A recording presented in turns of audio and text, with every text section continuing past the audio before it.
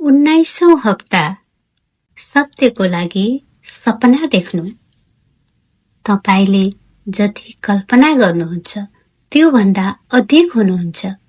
यद्यपि तपाई अब चाँडै आफ्नो समग्रता ग्रहण गर्दै हुनुहुन्छ। यो हप्ता तपाईले अर्को रोमाञ्चक पक्षको अन्वेषण गर्नुहुन्छ, तपाईका सपनाहरू। सपनाबाट हरेक व्यक्ति मोहित हुन्छन्। वैज्ञानिकहरूले सपना देख्नुको शारीरिक विज्ञानको अन्वेषण गर्छन्। उनीहरूले तीव्र नेत्र गति, एक पूर्ण स्थिर शरीर र सक्रिय मस्तिष्क तरङ्गहरूको ढाँचाहरू बुझेका छन्।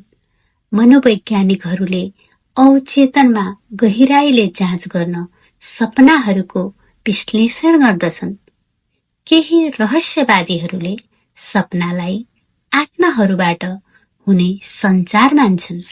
अझै पनि सम्पूर्ण अध्ययन, अनुसन्धान र छलफलको बावजुद सपनाहरू धेरै हदसम्म रहस्य नै बनेका छन्।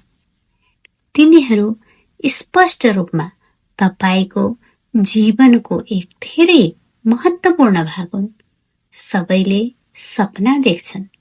यस संसारमा कुनै पनि कुरा कारण बिना हुँदैन। त्यसैले सपनाको पनि आफ्नो उद्देश्य हुनुपर्छ।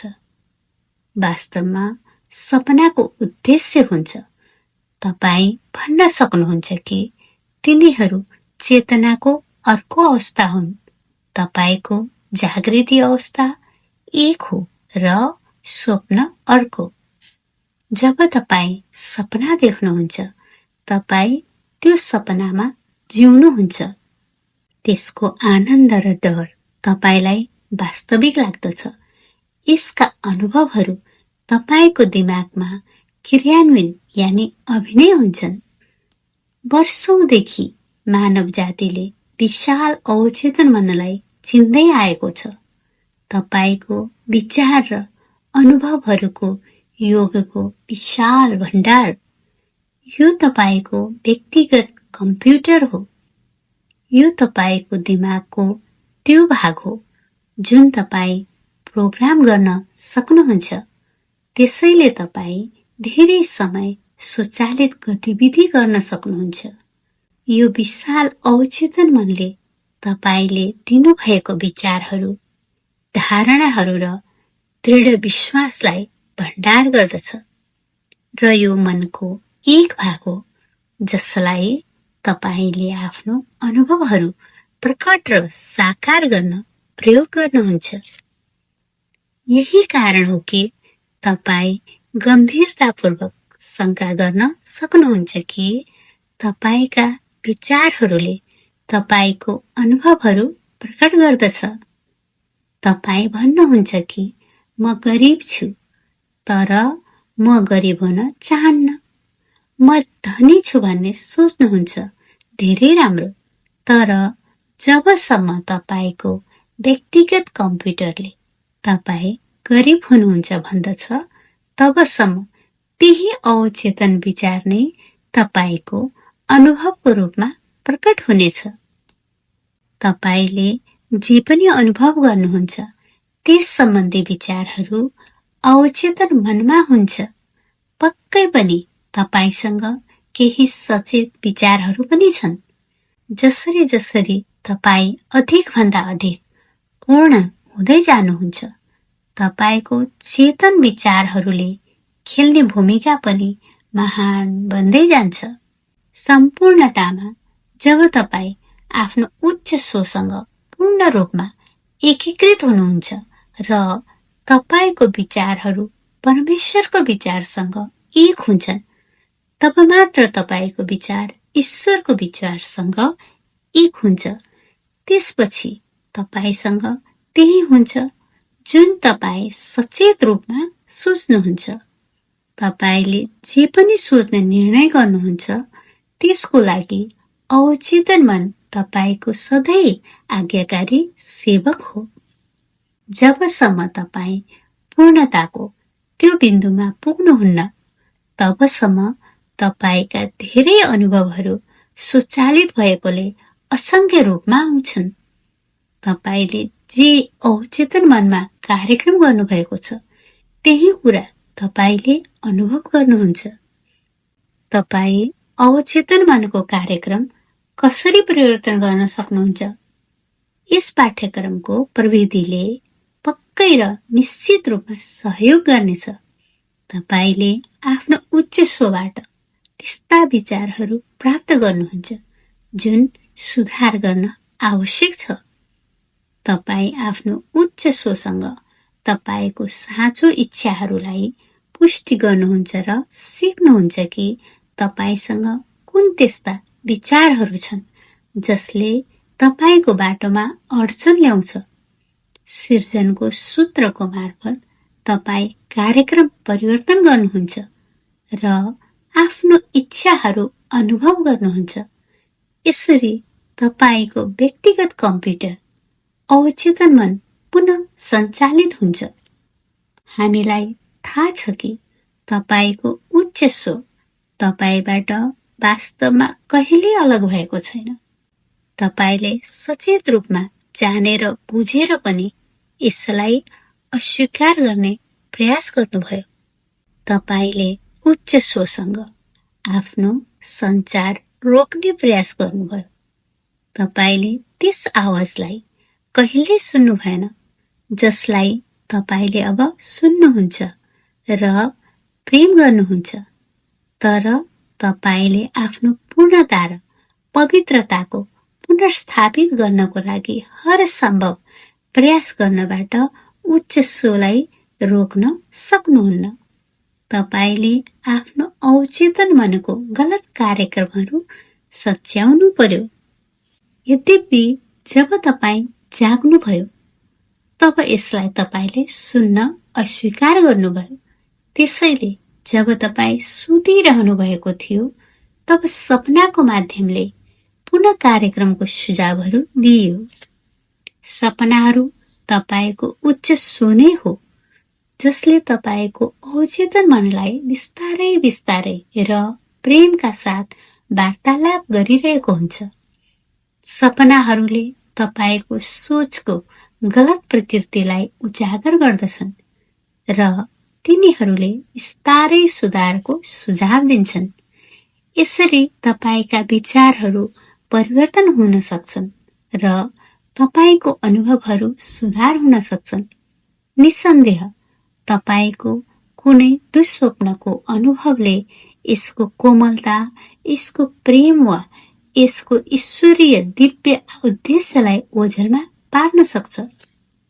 तपाईको उच्च स्वर तपाईको अवचेतन मन बीच भएको भाषा तपाईको जागृत अवस्थाको भाषाभन्दा फरक हुन्छ। सपनाहरूले प्रतीकहरूको भाषा प्रयोग गर्छन्। यो लामो समयदेखि मनोवैज्ञानिकहरूद्वारा मान्यता दिइएको छ र केहीले सार्वभौमिक प्रतीकको एक सूची बनाउने कोसिस पनि गरेका छन्। दुर्भाग्यवश त्यस्ता सूचीहरूले सपनाको वास्तविक प्रतीकहरूको विचारलाई बदनाम गर्ने काम मात्र गरेका छन्। तिनीहरू सार्वभौमिक यानी विश्वव्यापी छैनन्। यद्यपि धेरै व्यक्तिहरूको लागि समान वा एकै लाग्ने प्रतीकहरूको अनुभव गर्न असामान्य छैन। आखिरमा हामी सबै जोडिएका छौं। अधिकांश प्रतीक व्यक्ति विशेषको आफ्नै हुन्छ। यो तपाईको आफ्नो उच्च स्वर अवचेतन मनबीच बुझिएको एक अद्वितीय भाषा हो। यदि तपाईले सपनाहरू बुझ्न सक्नुभयो भने तिनीहरूले तपाईलाई केही विचारहरूको स्पष्ट चित्र दिनेछन् जुन तपाईले ईश्वरको विचार अनुरूप सही बनाउनु आवश्यक हुन्छ। तर तिनीहरूलाई कसरी बुझ्न सकिन्छ? यो सजिलो छ। तपाईले केवल आफ्नो उच्च स्वलाई भन्नु पर्दछ कि कृपया मलाई मेरो सपनाको अर्थ मेरो जागृत यानी सरल भाषामा स्पष्ट पारिदिनुहोस्। आज राति आफ्नो सपना सम्झन एक सृजनको सूत्र बनाउनुहोस्। यो सूत्र लेख्न आवश्यक छैन। जसरी उपयुक्त हुन्छ आफ्नो उच्च स्वबाट मद्दत र मार्गदर्शन प्राप्त गर्दै सूत्रको प्रत्येक अनुभागलाई क्रमबद्ध रूपमा उपयोग गर्नुहोस्। जब तपाईँ आज राति सुत्न जानुहुन्छ, कागज र कलम पहुँचभित्र राख्नुहोस्। त्यसपछि तपाईँ बिउझने बित्तिकै तपाईले सपनाको बारेमा सम्झनु भएको सबै कुरा लेख्नुहोस्। यो नगण्य जस्तो लागे पनि ठाउँहरू, भवनहरू, मानिसहरू, समय, कार्य संलग्न अनुभूतिहरू, केही असामान्य के भनेको थियो, रङहरू इत्यादि जति याद छ त्यति लेख्नुहोस् र छिटो लेख्नुहोस्। धेरैजसो सपनाको स्मृति धमिलो हुन थाल्छ। याद मेटिनु यानि हराउनु अघि जे जति याद छ लेखिहाल्नुहोस्। तपाईले निश्चित भएर मलाई सपना याद रहिरहन्छ भन्ने लागेर तुरुन्त नलेखेमा कतिपय महत्त्वपूर्ण कुराहरू याद नै रहँदैनन्। तपाईले सोचे भन्दा छिटो त्यो सपना बिर्सनुहुनेछ। सपनाको अर्थ सिक्न आफ्नो शान्त अवधि प्रयोग गर्नुहोस्। केवल आफ्नो उच्च स्वसँग आफ्नो सपनाको बारे पूर्ण ज्ञान पाउन अनुरोध गर्नुहोस्। अनुमान नगर्नुहोस्। तपाईँ आश्चर्यचकित हुनुहुनेछ कि तपाईले अनुमान गर्नुभएको कुराको तुलनामा अर्थ कति फरक छ। सुनिश्चित गर्नुहोस् कि सपनाका सबै पक्षहरू व्याख्या गरिएको छ। सपनामा प्रत्येक व्यक्ति के को लागि खडा थियो, प्रत्येक भवनले के बुझाउँछ, समयको कुनै महत्त्व थियो, गतिविधिको अर्थ के थियो आदि। तपाईसँग पूर्ण व्याख्या छ भन्ने सोचेपछि सोध्नुहोस्, त्यो सबै सत्य हो? तपाईले हो संकेत नपाएसम्म व्याख्याको साथ जारी राख्नुहोस्। त्यसपछि एक कदम अगाडि जानुहोस्। ध्यान दिएर हेर्नुहोस्। सिर्जना गर्ने सूत्रले गर्दा सपनाद्वारा गरिएको पुनर्योजनामा तेज प्रकाश ल्याएको छ। यो महत्त्वपूर्ण छ र यो प्रक्रियामा सचेत नियन्त्रण लिनको लागि तपाईको लागि यो एक सुवर्ण मौका पनि हो। तपाईको शान्त अवधि समाप्त भएपछि सपनाको व्याख्या लेख्नुहोस् र छुट्टै पानामा प्रयोग गरिएका सबै प्रतीकहरू र तिनीहरूको अर्थ के हो लेख्नुहोस्। तपाईले फरक फरक सपनाहरूमा एउटै प्रतीकको फरक अर्थ भएको पाउन सक्नुहुन्छ। त्यसपछि सपना विश्लेषणद्वारा प्रकाशमा ल्याइएको सिर्जनको सूत्रहरू भन्दै दैनिक प्रक्रिया समाप्त गर्नुहोस्। फेरि यी सूत्रहरू लेख्न आवश्यक छैन। अहिलेसम्म तिनीहरू तपाईको लागि एकदम स्वाभाविक बनेका छन्।